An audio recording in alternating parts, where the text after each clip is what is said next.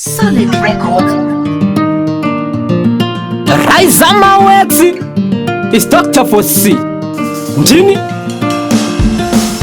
Koribuda ndipindeo nasi sutaramba zvendeo regani mbopfinirawo mamero ndavasiya vese vari pazero maoko mudenga tinoda kuvatenda tichifara vonasi havasi vose vari pano imigenga vamwe vedu vafanasi kutudzira happiness yomumanzi wenyuyu isai pafoblast nhasi ndiro zuva rekutenda nyadenga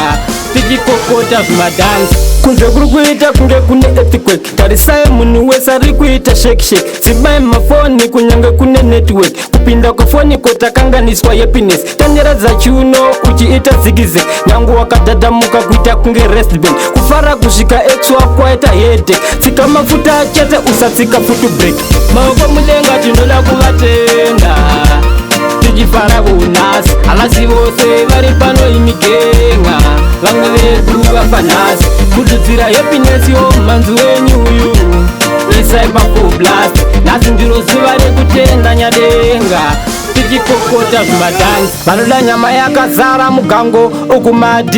vachipula dhanso vasikana vese vachidaidzira samo vamwe vabva kure kure kana kumigano ingori hepi tiri pamutambo ko tingadini hedu tapedza mushando tiri kuda vanhu vanodavo tunhu twavo vasingatetere kupachura mari dzavo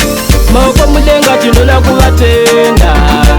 tichifara vonasi havasi vose vari pano imigenga vamwe vedu vafanasi kutudzira happiness yomumanzi wenyuyu isai pafoblast nhasi ndiro zuva rekutenda nyadenga tichikokota zvimadhansi kunze kuri kuita kunge kune earthquake tarisai munhu wese ari kuita shekisheki zibai mafoni kunyange kune network kupinda kwefoni kotakanganiswa happiness tanyeredza chiuno uchiita zigize nyangu wakadhadhamuka kuita kunge restband kufara kusvika ex wako aita headache tsika mafuta chete usatsika futu break maoko mudenga tinoda kuvatenda